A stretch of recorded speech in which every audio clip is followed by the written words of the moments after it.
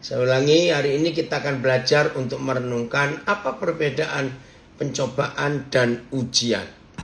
Nah, saudara, seringkali kita rancu dengan dua kalimat itu, tapi biar hari ini kita mengenalnya. Nah, sebetulnya untuk mengenal pencobaan dan ujian itu gampang lewat dunia sekolah, ya, sekolah. Nah, coba kalau kita semua sekolah, pasti ada ujian tidak? Pasti. Tidak ada sekolah yang iklannya inilah satu-satunya sekolah dan perguruan tinggi yang tidak ada ujian langsung lulus S1. Saya percaya sebodoh-bodohnya orang nggak mungkin mau daftar ke kampus atau sekolah yang seperti itu. Nggak ada ujiannya kok. Nah, jadi ujian itu ditujukan untuk murid, bukan untuk dosen atau guru, ya.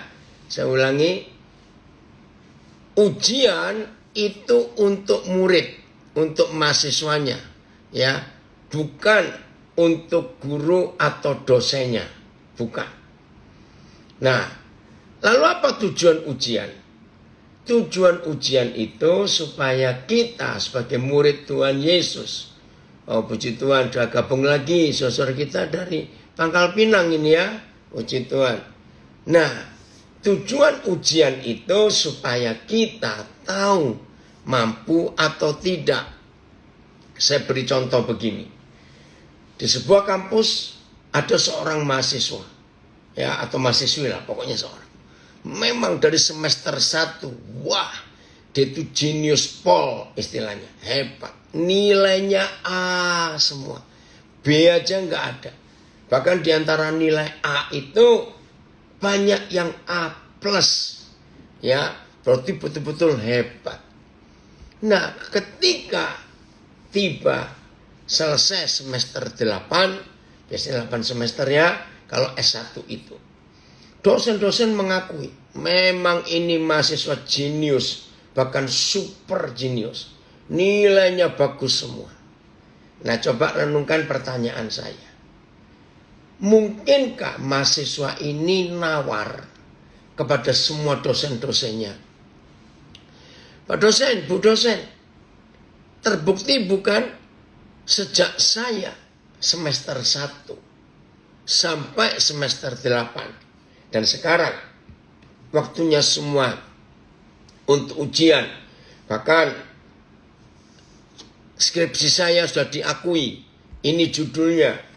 Nah, boleh nggak saya nggak usah ujian? Toh nilai saya A semua. Bahkan banyak yang A+. Nah, kira-kira kalau kita dosen-dosennya, saudara dosennya orang hebat ini, super genius, kira-kira saudara mengizinkan nggak permintaan mahasiswa atau mahasiswa ini? Oh betul, kami yakin Anda memang luar biasa. Nggak mungkin bukan? Tetap, betul nggak diizinkan. Tetap harus ikut ujian. Bukan untuk dosen, tetapi untuk diri sendiri. Nah, dalam Alkitab ada berapa penulisan yang berbeda. Ya, saya ulangi, dalam Alkitab ada berapa penulisan yang berbeda. Sehingga rancu, yang seharusnya ujian ditulis pencobaan. Nah, jadi mulai hari ini kita harus ya ikut konsep kerajaan surga yang diikuti, ya dianut oleh semua lembaga-lembaga pendidikan yang ada di dunia. Kalau saudara ingat, seluruh pasal, yaitu 28 pasal Kisah Para Rasul, 28, nggak main-main itu. Kata murid itu ditulis mungkin ratusan kali. Saya nggak sempat ngitung. Kalau ada yang ngitung, beritahu saya, terima kasih, saya akan belajar. Murid, semua yang percaya Tuhan Yesus, semua yang menjadi pengikut Tuhan Yesus, di Kisah Rasul disebut murid, bukan orang Kristen. Murid.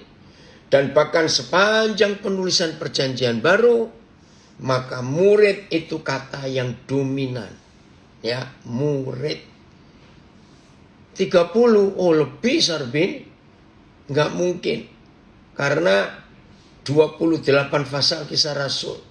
Bahkan ada satu pasal itu berapa kali disebut murid. Ya, nggak apa-apa, nanti ada yang ngitung silakan. Nah, kalau saudara mendengar kata murid, langsung kita mikir cuma satu, belajar. Bahkan disebut murid nggak cuma belajar, ada dua kata lagi, suka belajar dan rajin belajar. Renungkan, ini dua kata yang sangat identik dengan murid. Ya, lagi sekali, murid itu pasti suka belajar, pasti itu. Dan rajin. Ya, itu murid. Nah, semua murid harus mengalami ujian. Filipus tolong carikan, atau Jeffrey, di Yakobus pasal berapa itu ya, bahwa Tuhan sendiri itu nggak pernah mencobai kita. Ya, Tuhan nggak pernah mencobai kita. Ya, ini dari Ngawi ada komen bagus. Saat ujian seorang guru hanya diam dan mengamati. Betul. Nah, sudah ada Yakobus berapa itu bahwa Tuhan itu tidak mencobai. Terima kasih Filipus. Tuhan memang tidak pernah mencobai kita. Yakobus 1 ayat 13 saya akan baca. Apabila seorang dicobai, janganlah ia berkata, pencobaan ini datang dari Tuhan. Enggak. Terus kalimat berikut. Sebab Tuhan tidak dapat dicobai oleh yang jahat, dan Tuhan sendiri tidak mencobai siapapun. PIS ya. Kalau seseorang tergoda oleh cobaan yang semacam itu, janganlah ia berkata, godaan ini datangnya dari Tuhan. Sebab Tuhan tidak dapat tergoda oleh kejahatan dan tidak juga menggoda seorang pun. Maaf, TSI. Saat kamu merasa tergoda untuk berbuat dosa, jangan pernah berpikir bahwa Tuhan memberi godaan itu kepadamu. Karena Tuhan tidak mungkin tergoda untuk berbuat kejahatan. Dan Dia tidak pernah memberi godaan kepada siapapun. Coba lihat itu. Jadi Tuhan itu gak pernah mencobai. Dia menguji. Dan semua ujian itu untuk keuntungan kita. Bukan untuk gurunya. Jelas ya? Nah, maka itu sebagai murid-murid Tuhan Yesus, kita tidak bisa menghindari ujian. Itu wajib. Bukan cuma harus, wajib. Selalu dites. Tuhan ingin ngetes kita. Ya, misalnya saudara dan saya baru belajar tentang sesuatu lah. Paling gampang mengampuni. Ya, wah, kita mendengar pelajaran soal mengampuni. Dan memang mengampuni itu luar biasa. Bagus. Betul? Nah, ini dia. Setelah kita belajar untuk mengampuni, maka berapa waktu kemudian kita harus diuji dari apa yang kita pelajari. Kalau istilah sekolah ada kata praktikum. Masih ingat ya? Praktikum. Ya udah. Ayo kita praktek dari semua pelajaran yang kita sudah terima itu. Karena yang namanya murid begitu belajar ya harus ada ujian, ada tes. Bisa atau tidak. Nah, hebatnya, ya sebentar. Terima kasih Joko. Kata murid di Alkitab Indonesia Terjemahan Baru, Perjanjian Baru terdapat di 315 ayat. Nah, jadi berarti bukan 315 kali ya, kata murid karena ada satu ayat yang menulis murid bisa lebih dari satu kali. Terima kasih Joko. Ya. Bayangkan sebanyak itu julukan atau gelar ya murid. Oh, kalau kata Kristen hanya ada 6 ayat di Perjanjian Baru. Betul. Kristen itu cuma dikit, nggak ada artinya. Ya. Jadi siap diuji harus itu. Nah, kalau pencobaan itu tidak punya 2, 3 tujuan dan motivasi. Ulangi, kalau pencobaan itu tidak punya 2, 3 tujuan atau motivasi. Hanya satu. Pencobaan itu tujuannya dan motivasinya untuk menjatuhkan. Oke, saya sapa dulu anak saya ini, warga binaan. Ya Alan, senang sekali Papa kamu gabung. Ya. Oke, ada yang komen. Mengampuni itu kata-kata yang mudah. Tapi kenyataannya sangat berat. Walau akhirnya saya bisa melaluinya setahap demi setahap. Thanks untuk firman-Nya. Nggak boleh setahap demi setahap. Halo langsung selesai begitu. Mengampuni itu indah. Mengampuni itu gampang. Setiap kali ada orang menyakiti kita, perhatikannya ini yang diajar oleh Matius 18 ayat 21 sampai 35. Saya ulangi, Matius 18 ayat 21 sampai 35. Inilah cara termudah untuk kita bisa mengampuni dan selalu mengampuni. Apa itu? Tiap kali saudara disakiti seseorang dalam bentuk apa saja, jangan bereaksi dulu kepada yang bersangkutan. Tapi bereaksilah kepada Bapa di surga. Artinya begini. Begitu saudara mengalami sakit, disakiti hati, difitnah, ditipu, pokoknya yang jenis itulah. Bereaksi dulu kepada Bapa. Sesuai Matius 18 ayat 21 sampai 35. Ternyata kejahatan kita jauh lebih besar kepada Tuhan daripada kejahatan seseorang itu kepada kita. Nah, kalau saudara bisa melakukan, menyadari, mengingat bahwa kejahatan kita kepada Bapa di surga jauh lebih menyakitkan hatinya daripada perbuatan saudara kita itu terhadap kita. Itu masih kecil sekali dibanding kejahatan kita kepada Tuhan yang besar. Mengerti ya? Nah, yang tanya tadi, ya, maka saudara dengan mudah kita mengampuni.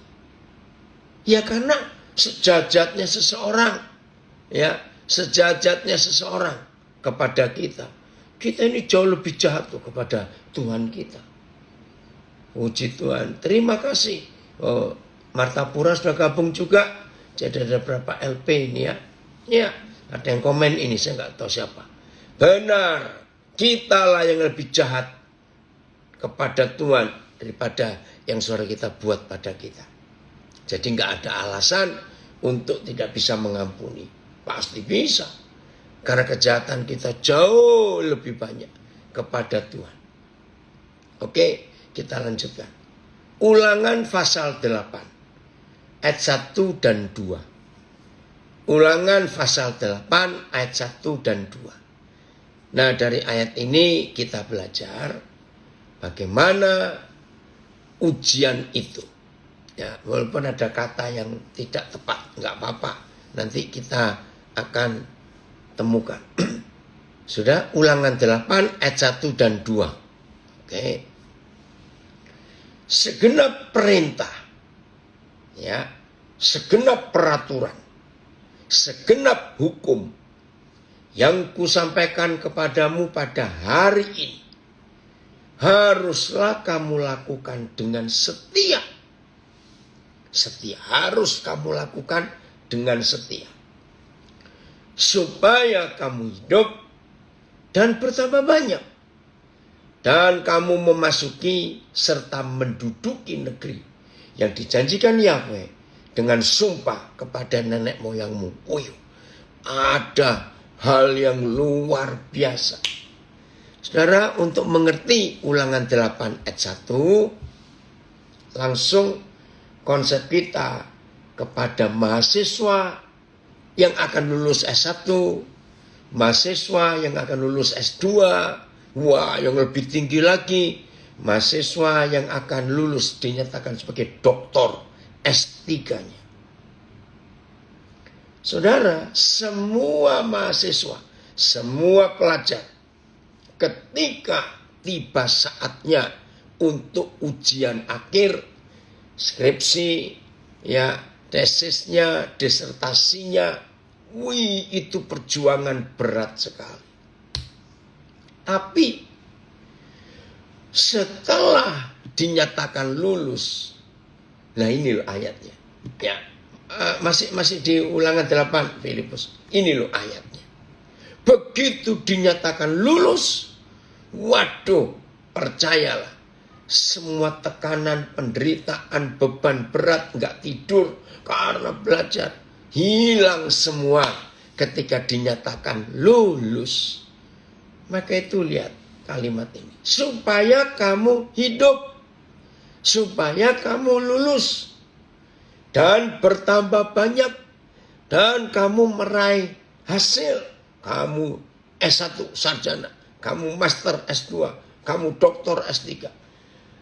Dan kamu memasuki serta menduduki negeri yang dijanjikan Yahweh dengan sumpah kepada nenek moyangmu. Nah ini kan hasilnya. Betul, memasuki negeri yang dijanjikan Yahweh dengan sumpah kepada nenek moyangmu. Saudara, walaupun saya nggak pernah ikut wisuda, kan memang nggak kuliah, cuma punya ijazah SMA, itu pun hilang ijazahnya, jangan rame-rame. Tapi saya sering menghadiri wisuda anak-anak saya, baik yang S1, S2, S3, menyenangkan kalau lihat mereka dinyatakan lulus. Sebagai orang tuanya kami ikut bangga. Nah ini loh. Tapi harus lihat kalimat pertama. Ulangan 8 ayat 1. Segenap perintah yang kusampaikan kepadamu pada hari ini. Segenap mata pelajaran, segenap mata kuliah yang disampaikan kepada kalian sebagai murid dan mahasiswa. Haruslah kalian lakukan, kerjakan, selesaikan tugas dengan setia. Keren ya? Nah begitu para murid, pelajar, mahasiswa dengan tekun mengikuti semua pelajaran dan praktikumnya, begitu dinyatakan lulus, lega sekali. Nggak sebanding dengan apa yang dirasakan perjuangannya untuk ujian itu. Ada yang nambahin komennya, saya nggak kenal siapa ini, Samuel W. Orang yang tidak mau mengampuni itu bukti bahwa orang itu tidak mengasihi Tuhan. Betul. Yohanes 14 ayat 21. Dari Palu, ujian ditujukan untuk murid, bukan untuk dosen atau guru. Tujuan ujian supaya kita sebagai murid Tuhan Yesus tahu mampu atau tidak. Murid itu pasti suka belajar, rajin. Semua murid harus mengikuti ujian. Puji Tuhan. Siap ya? Amin ya David. Ayat 2. Ulangan 8. Ayat 2.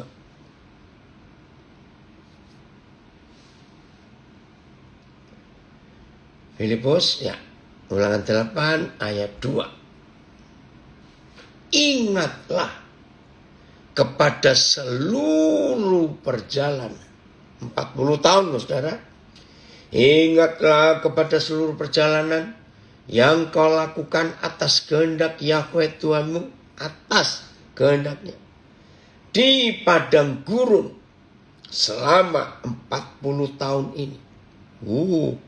Berarti mereka kuliah, catat, 80 semester. 80 semester. Luar biasa. Oh ini Wasikin. Oh ya, maaf nak. Samuel W. Bapak enggak perhatikan. Makasih. Saya ulang ya, lihat ayat ini. Hebat sekali. Ingatlah kepada seluruh perjalanan yang kau lakukan atas kehendak Yahweh Tuhanmu di padang gurun selama 40 tahun ini. Dengan maksud merendahkan hatimu. Ini loh. Dan menguji. Nah bukan mencobai ya, kata yang betul. Dan menguji engkau untuk mengetahui apa yang ada dalam hatimu. Untuk mengetahui apa yang ada dalam hati kita. Yakni, apakah engkau berpegang pada perintahnya atau tidak. Untuk ngetes, untuk mengetahui. Yang kita pelajari itu betul atau tidak. Terima kasih Joko. Ini terjemahan Amplified. Saya bacakan. And you shall, earnestly. Kamu harus dengan serius, dengan sungguh-sungguh, ya, earnestly, mengingat semua perjalananmu yang Tuhan izinkan untuk engkau berjalan 80 semester ini di padang tandus untuk merendahkan hatimu. Nah, bukan mencobai, to prove, untuk membuktikan, to know, ya, untuk mengetahui apa yang ada di pikiran dan hatimu. Apakah kamu tetap memegang perintah-perintahnya atau tidak?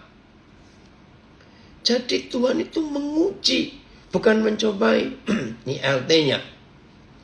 Dan engkau harus mengingat seluruh perjalanan di padang gurun yang Yahweh Elohimmu telah menuntunmu selama 40 tahun ini, 80 semester ini, dengan maksud merendahkan hatimu, menguji engkau, dan mengetahui apa yang ada dalam hatimu. Apakah engkau akan memelihara perintah-perintahnya atau tidak.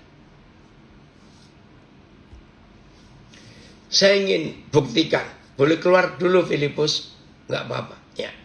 Saya ingin memberikan keyakinan. Tapi jangan ada yang salah persepsi atau salah ngerti. Anak-anak saya, saudara-saudara, warga binaan, Lapas Pemuda mana ini? Baru gabung.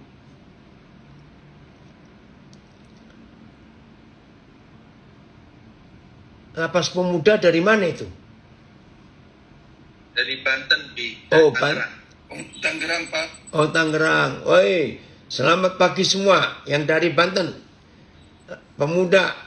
Oke, luar biasa kalian ikut belajar. Serius ya.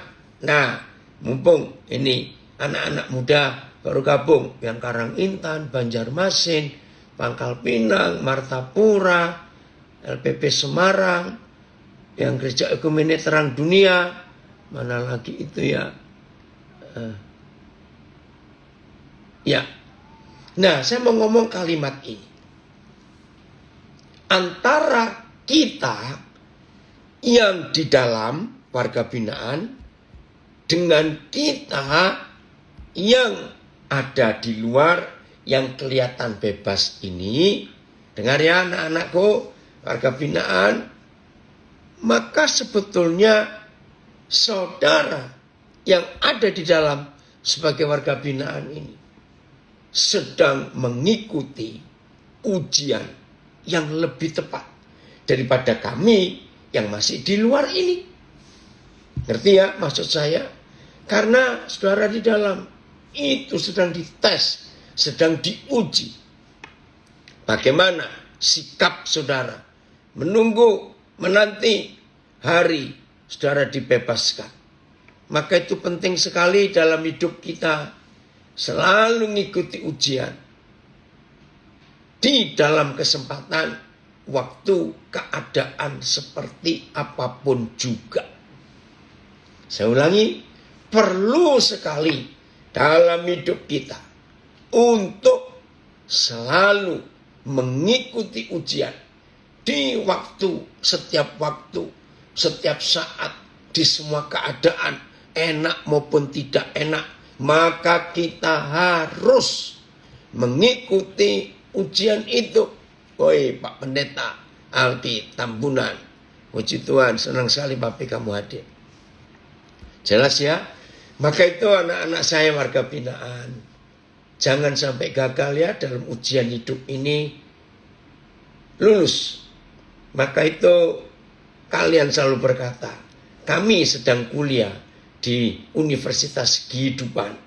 Cuma fakultasnya nggak enak, fakultas penjara. Tapi nggak apa-apa, karena saudara sudah mengalami ya hukuman secara manusia. Nah kami ini yang masih bebas ini, hati-hati. Ya, maka itu saya punya istilah, kalau malam ini Tuhan Yesus datang, maka yang paling cepat masuk surga, ya saudara yang ada di dalam.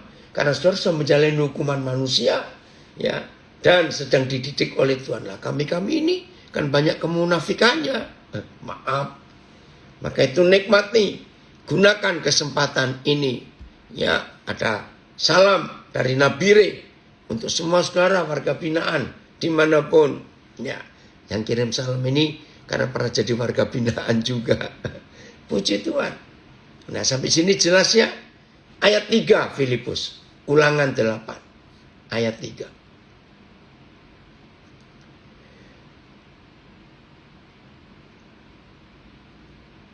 Yang lapas pemuda Banten 2 hari lalu ikut waktu Natal. Ya. Oke, ayat 3. Pak. Ikut ya. Puji Tuhan. Semuanya pada ikut Pak. Oh, puji Tuhan ya. Ayat 3, ulangan 8. Jadi, nah kata jadi ini akhirnya, tujuannya, maksudnya. Jadi, ya ulangan 8, ayat 3. Jadi, Yahweh Tuhan merendahkan hatimu, membiarkan engkau lapar, dan memberi engkau makan mana yang tidak kau kenal, dan yang juga tidak dikenal oleh nenek moyangmu, untuk membuat engkau mengerti bahwa manusia hidup bukan dari roti saja, tetapi manusia hidup dari segala yang diucapkan Yahweh. Puji Tuhan untuk itu. Jadi Papa merendahkan hati kita, membiarkan kita mengalami lapar, mengalami hal-hal yang tidak enak. Karena untuk nguji kita, untuk ngetes kita, sudah benar atau belum hidup ini.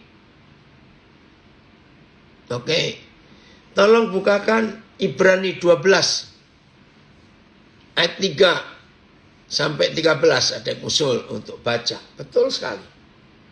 Semua godaan. Ya, jadi sampai ayat 3 Ibrani ulangan 8 ini, maka sekarang kita bisa tahu. Ibrani 12 Filipus, Ibrani 12 mulai ayat 3. Nah, sekarang kita tahu bedanya. Kalau pencobaan itu jelas dari si iblis. Untuk, ini dia ya, jelas untuk apa? Untuk menjatuhkan kita, untuk menghancurkan kita. Ya, 12 ayat 3 mulai. Kalau ujian itu dari Bapa di surga, dari dosen kita, untuk mengetahui apakah kita ini sungguh-sungguh sudah melakukan semua firman atau belum. Ya. Sekarang Ibrani 12 ayat 3. Ingatlah selalu akan Dia yang tekun menanggung bantahan yang sehebat itu terhadap dirinya dari pihak orang-orang berdosa, supaya jangan kamu menjadi lemah dan putus asa.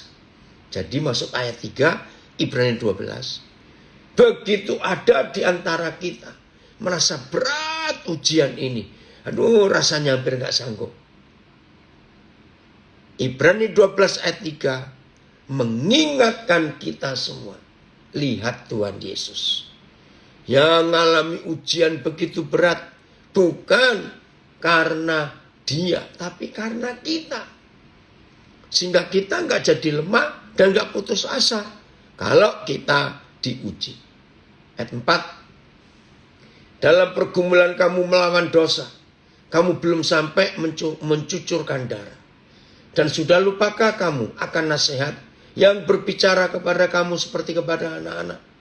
Hai anakku, janganlah anggap enteng didikan Yahweh. Dan janganlah putus asa apabila engkau diperingatkannya. Karena Yahweh mengajar orang yang dikasihnya. Dan ia menyesak orang yang diakuinya sebagai anak. Jika kamu harus menanggung ganjaran, didikan. Ya, Tuhan memperlakukan kamu seperti anak. Ayat 7 Filipus. Ya. Di manakah terdapat anak yang tidak diajar oleh ayahnya? Enggak ada. Tetapi jika engkau bebas dari ganjaran yang harus diderita setiap orang, maka kamu bukanlah anak, tetapi anak-anak gampang, bukan anak sah. Selanjutnya dari ayat kita yang sebenarnya kita beroleh ganjaran dan mereka kita hormati. Kalau demikian, bukankah kita harus lebih taat kepada Bapa segala roh supaya kita boleh hidup? Sebab mereka mendidik kita dalam waktu yang pendek sesuai dengan apa yang mereka anggap baik. Tetapi dia mengajar kita, mendidik kita untuk kebaikan kita, supaya kita beroleh bagian dalam kekudusannya. Memang tiap-tiap ganjaran, didikan, ujian pada waktu ia diberikan tidak mendatangkan sukacita, tetapi duka cita. Tetapi kemudian ia menghasilkan buah kebenaran yang memberikan damai kepada mereka yang dilatih olehnya. Sebab itu, ya saya nggak usah baca, cukup ayat 11 saja. Nah, jadi ini yang kita harus lihat dalam kehidupan kita, bahwa ujian itu wajib. Ya, maka itu jangan ada yang nggak lulus ya, jangan. Ayo kita semua berusaha sampai mencapai ya keberhasilan yang luar biasa yang Tuhan sediakan buat kita. Indah, ujian itu indah. Ya, Isman, makasih bisa gabung kamu. Jadi begitulah yang Tuhan izinkan untuk kita mengalami masa-masa yang sulit, masa-masa yang gak enak, tapi hasilnya, wah, itu luar biasa. Pasti menyenangkan kalau kita mau mentaati ya apa yang Tuhan percayakan kepada kita semuanya. Senangnya begitu selesai ujian langsung dinyatakan lulus. Langsung kita diwisuda. Wah, menyenangkan sekali. Itulah cara Tuhan untuk mendidik kita. Sehingga tidak ada satupun di antara kita yang dinyatakan gak lulus. Kita harus terima. Ya, karena itu wajib. Maka kesimpulannya, betapa celakanya, betapa ruginya, betapa bodohnya, maaf, ketika ada di antara kita menolak diuji.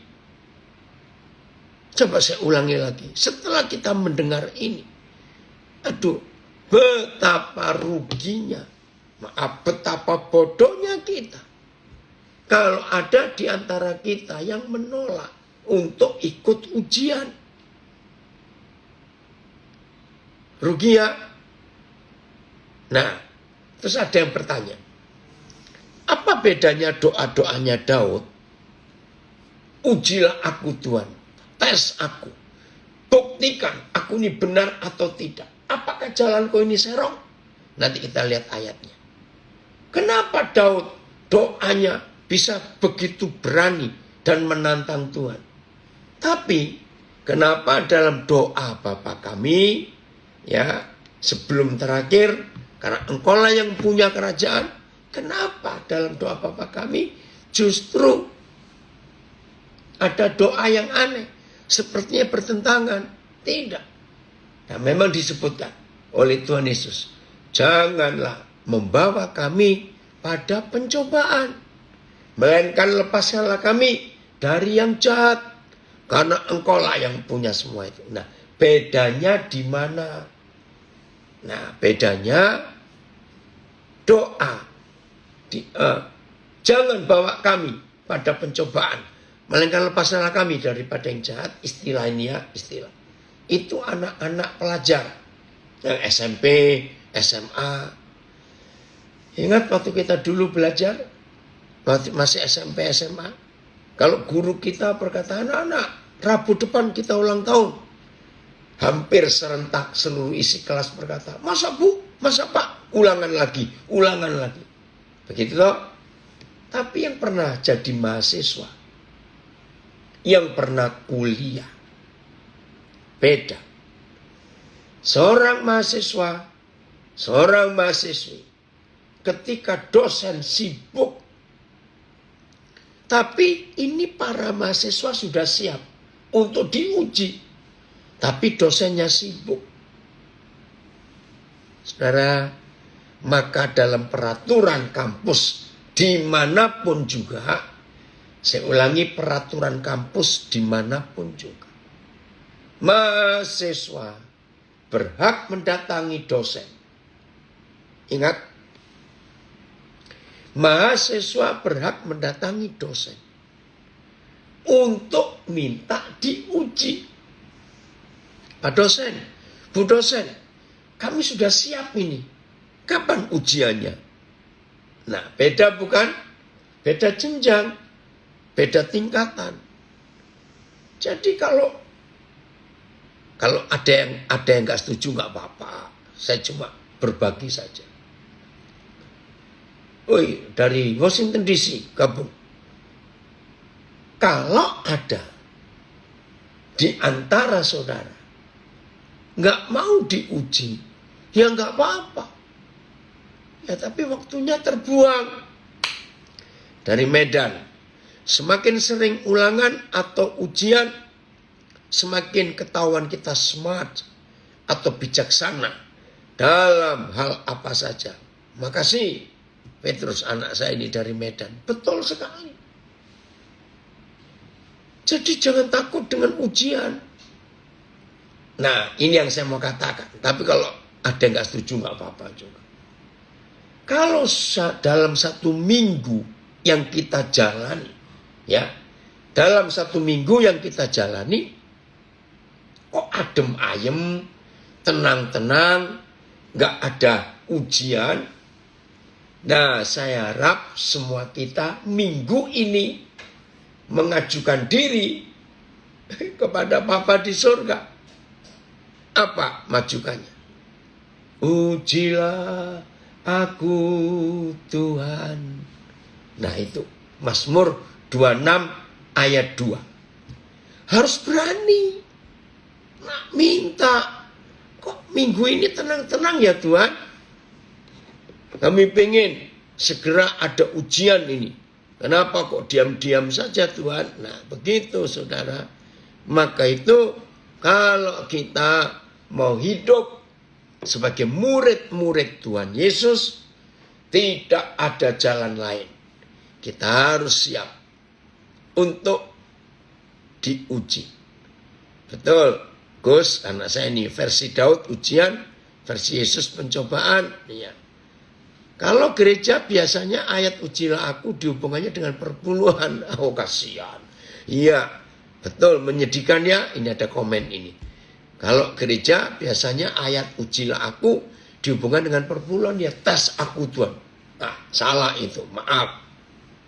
Oh, kenapa Filipus?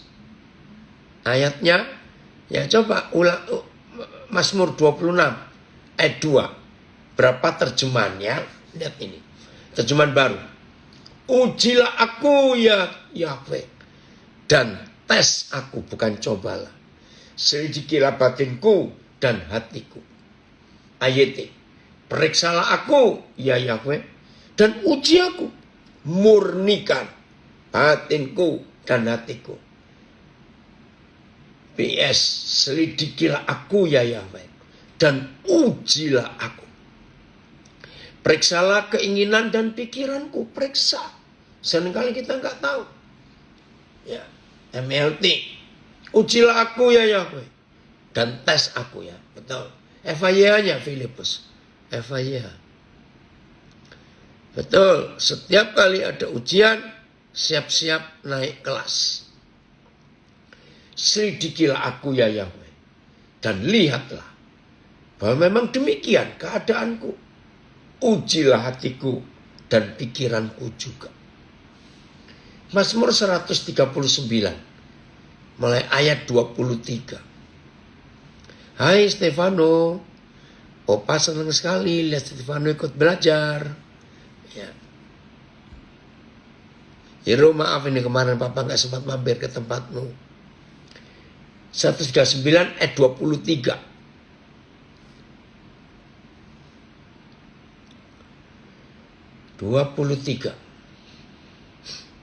Ya.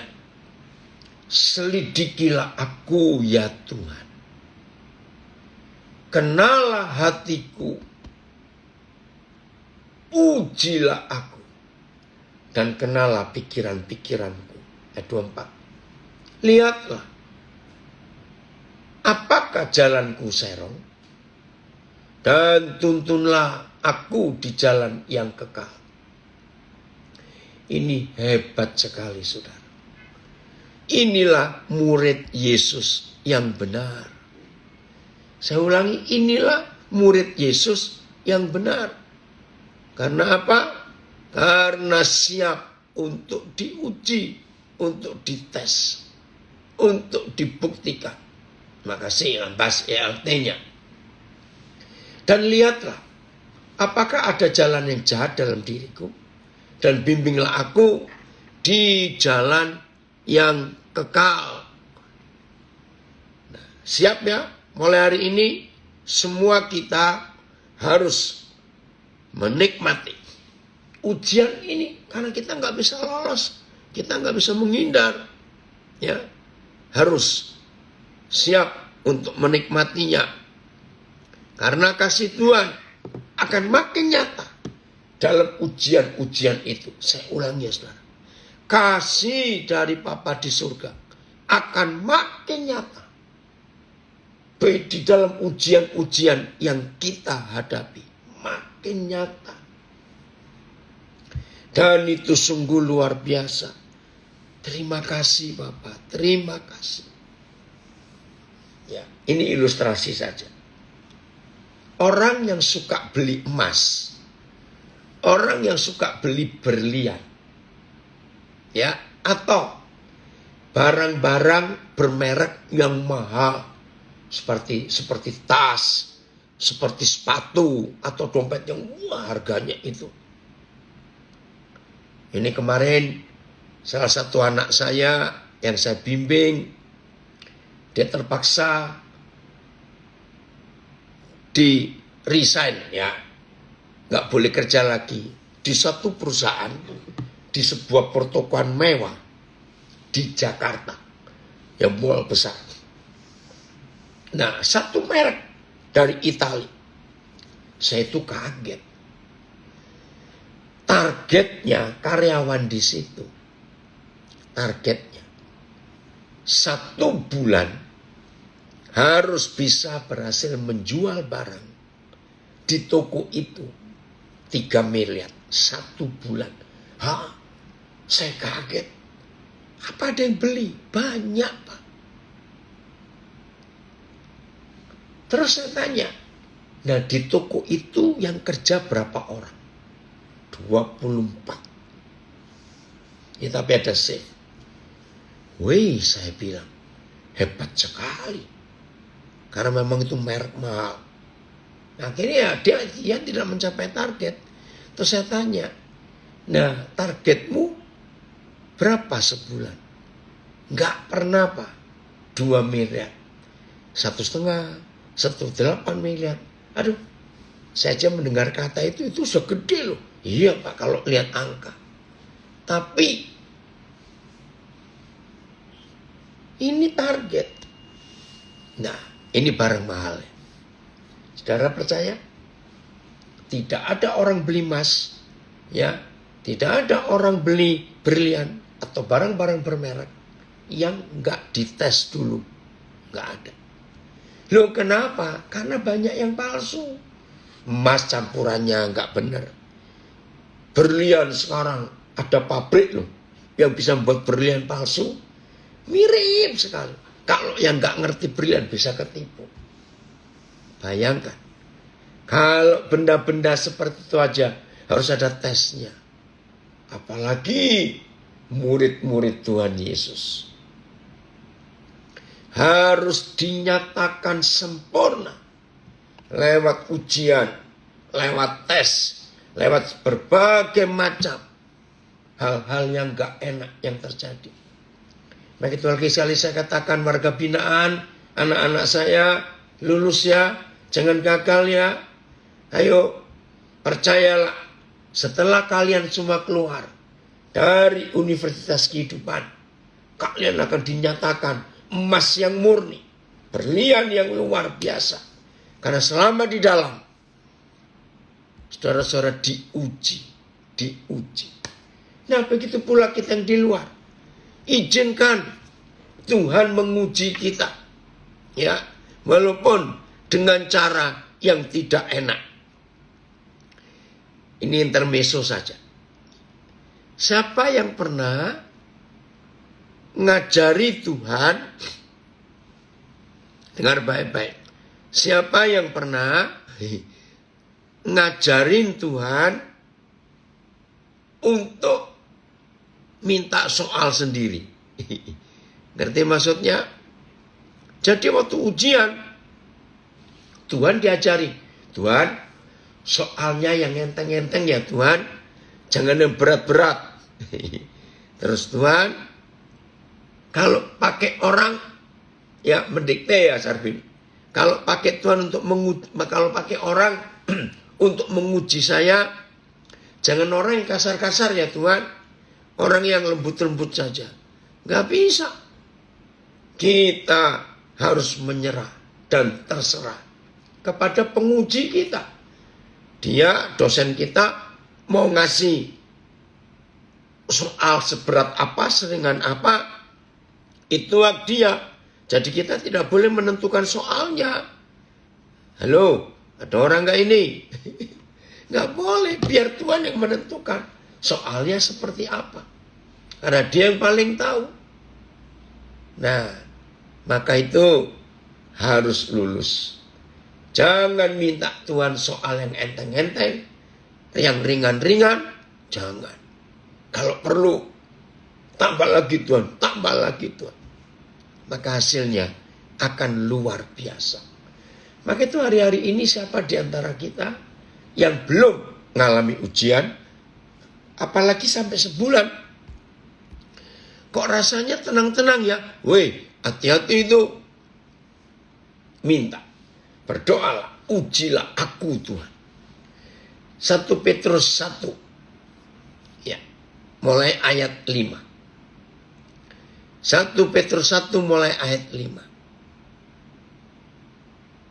Ya, ini anak saya komen sering memberi Tuhan itu kisi-kisinya. Ya, jadi soalnya kita yang menentukan, Tuhan kita ajari, jangan didikte. Ayat 5. 1 Petrus 1 mulai ayat 5.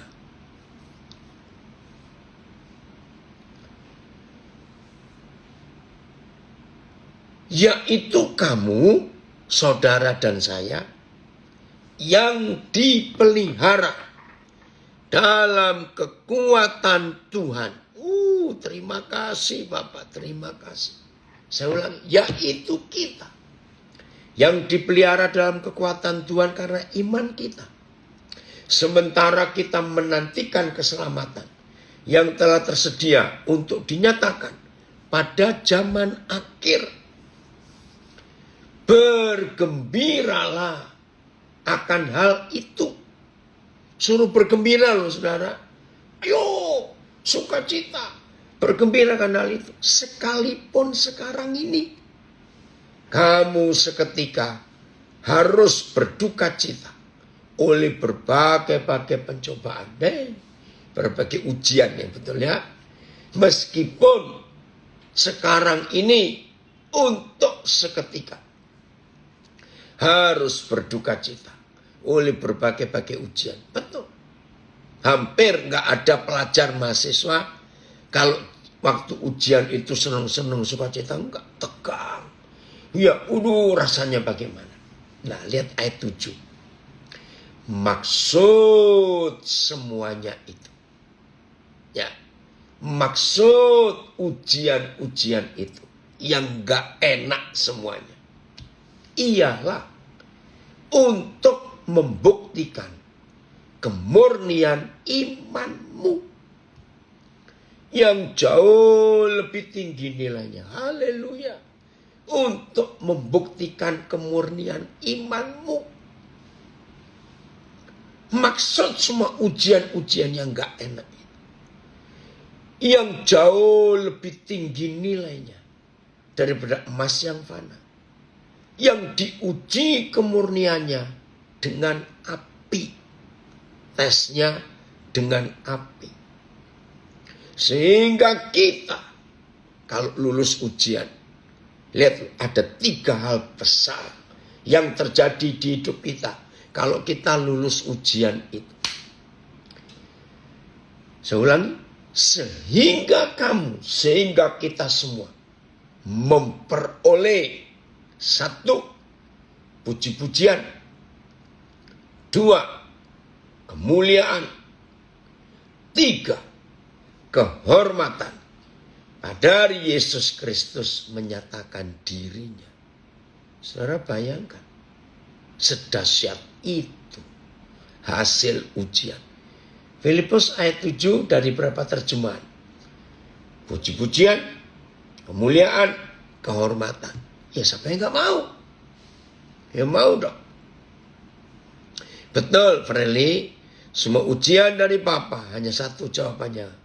Tuhan Yesus Kristus adalah jawaban. Amin. Ayat.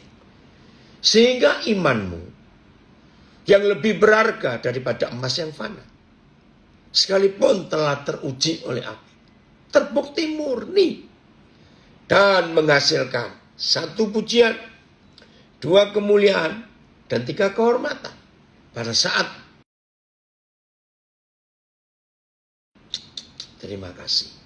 PS.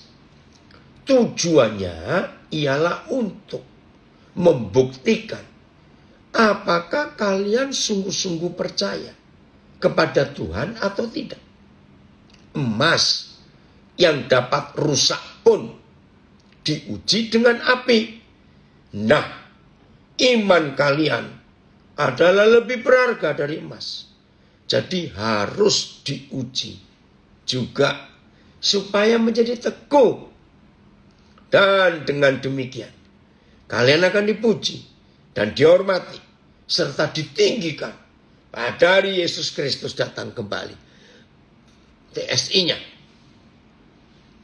Dia mengizinkan, oke, Martapura selamat menjadi berkat. Dia mengizinkan kita diuji untuk membuktikan apakah kita sungguh-sungguh yakin kepada Kristus atau tidak. Keyakinan kita ibarat emas yang diuji dan dimurnikan dengan membakarnya dalam api. Kalau emas yang fana pun diuji sedemikian keras, terlebih lagi keyakinan kita yang kekal, yang lebih berharga daripada emas. Bila keyakinan kita bertahan melewati ujian itu, kita akan menerima hormat, pujian, dan kemuliaan ketika Kristus Yesus menyatakan diri pada hari kedatangannya.